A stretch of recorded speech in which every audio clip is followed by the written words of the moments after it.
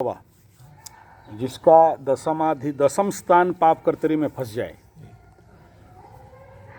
तो कर्म स्थान में कहीं भी जाके नौकरी करे वो बेटा बंद के रह जाता है। ठीक है, ये सबसे बड़ा प्रॉब्लम है। दूसरा, शनि राहु अगर एक घर में बैठ जाएं, मानो तो बहुत अच्छा है, नहीं मानो तो सबसे कचड़ा है। बहुत अच्छा, इसमें हम एक भी श्रापित योग वाला गरीब नहीं देखे हैं। धूम पैसा आता है लेकिन पाप करने से। श्रापित वाले मैक्सिमम फॉरेन में जाके सेटल होते हुए देखा हूँ। ठीक है, और बहुत पैसा कमाता है, पैसा का कोई कमी नहीं रहता है, लेकिन अल्टरनेटली वो पाप धन रहता है। ठीक है, वो अलग बात है, नहीं कमा पाते हो, उसका योग खुलेगा, उसका हम एंटर बटन मार के फिर ओपन करना पड़ेगा पासवर्ड डाल के। ठीक है, सारा खेल तो इसी में चलता है ना। अभी तो आपको खाली इस लैंग्वेज में समझा रहा हूँ। तो खेल यही है। जितने सारे 90 का श्रापित योग वाले हैं,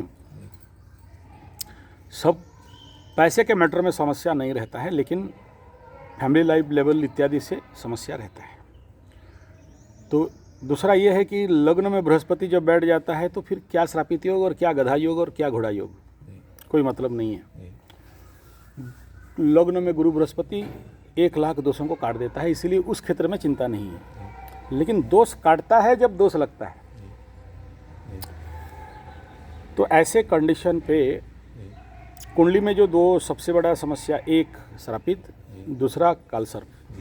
ठीक है, तो अगर कुछ अच्छा करना चाहते हो, देखो क्या है श्रापित योग means stock of negative energy higher scale in a particular house.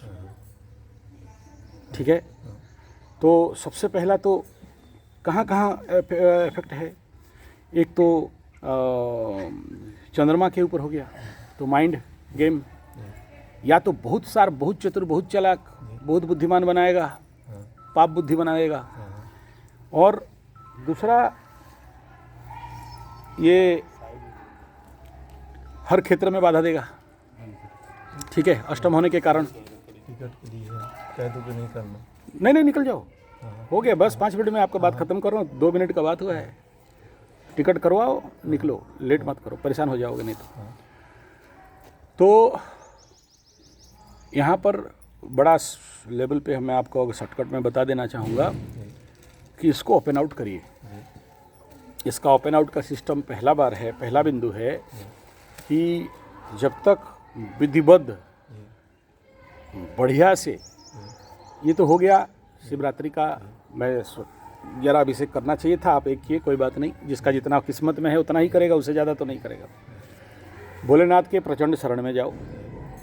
और ऐसे शनि के लिए काली, माँ Kali is the most important subject. ठीक है, बिना काली का साधना में कोई रास्ता खुलता नहीं है ऐसे कुंडली के लिए, अष्टम का होने से। और दूसरा सबसे इम्पोर्टेंट फैक्टर यहाँ पर यही है कि कालसर्प का शांति। किसी भी ऐसे शिवलिंग जहाँ स्वयंभू हो, 11 दिन का अनुष्ठान श्रावण महीना में जाके बैठ के करना है, सब कुछ छोड़ के। आपके अंदर, मैं तो कल देख रहा था, बहुत अच्छा है आपके अंदर उस प्रकार का साधना का। तो वो क्या, देखो क्या ये जो भी हम लोग करते हैं ना, ये कुछ नहीं करते, प्रकृति माई को जाके उनका समर्पण कर देते हैं। अपना जो पेंडिंग है पूर्व जन्म का, अब जो कुंडली जो कुछ भी बनता है, क्यों बनता है? आदौ कर्म प्रसंगात, आदौ कर्म प्रसंग। अभी सुनना, शिव क्षमापन स्तोत्र में सुनना, आदौ कर्म प्रसंगात। तुम्हारा कुंडली का दोष कौन? तुम्हारा जो कर्म किए थे उसी हिसाब में कुंडली बना है।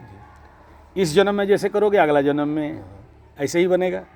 तो श्रापित हो गया तो मतलब रेड कार्ड में हो ना। ठीक है, तो इस जन्म में अगर अपने कर्मों को सुधारोगे नहीं, हालांकि सुधार लेते हैं गुरु लग्न में रहने से। मैं देखा हूँ, अमेरिका का भी मेरा एक मित्र है, लग्न में गुरु बृहस्पति बहुत आप ही जैसा है। मतलब वो एक तो देखा था, आया था, अगर आपको भी देखा रात को इतना देर तक हवन का, वो भी बोला रगड़ देंगे, रगड़ता है बेटा कस के। तो ऐसे लोगों को, क्योंकि गुरु केंद्र लग्न में बैठा है, तो उतना डरने का और परेशान होने का बात नहीं है। और बहुत दिलदार होते हैं, देने वाले ही होते हैं, खिलाने वाले होते हैं, तो उतना ज़्यादा चिंता का विषय तो नहीं है। लेकिन कुछ करना चाहते हो, ये जो ब्लॉकेज वगैरह है, इससे मुक्ति का एक ही उपाय है, किसी भी शिव मंदिर में 11 दिन का अनुष्ठान मिनिमम। और ऐसा नहीं कहूँगा कि एक बार में हो जाता है, और एक बार में हो जाता है तो सब कुछ खुल गया, ठीक है। ये जो पूजा पाठ है क्या, पूजा पाठ मीन्स एक विंडो खोलते हो, आध्यात्मिक विंडो खोलते हो, और ये जो पंडित जी पूजा कर रहा है, संकल्प कर रहा है, ये सब क्या है, एक विंडो को खोलना। कौन सा विंडो? स्पिरिचुअल विंडो, जहाँ पर तुम अंदर प्रवेश करते हो। You offering all this thing, फूल पत्ता, भगवान नहीं बोल रहे हैं कि मेरे को सोना दो, भूखा हूँ खिलाओ, नहीं। पत्रम पुष्पम फलम तोयम, इसी से सब कुछ होता है, ठीक है। अगर प्रकृति माँ, अगर भोलेनाथ, अगर पार्वती माई, यानी शिव परिवार, यानी दैट सुप्रीम, कालों का काल महाकाल, नाथों का नाथ महादेव भोलेनाथ, अगर स्वीकार कर लिए तो रास्ता खुल गया, ठीक है। तो वो जो शुद्धिकरण है, ये जो किसी भी पाप ग्रहों का एनर्जी किसी जगह में है, जब वो रिलीज करता है तो फिर शुभ मार्ग में लेके चला जाता है।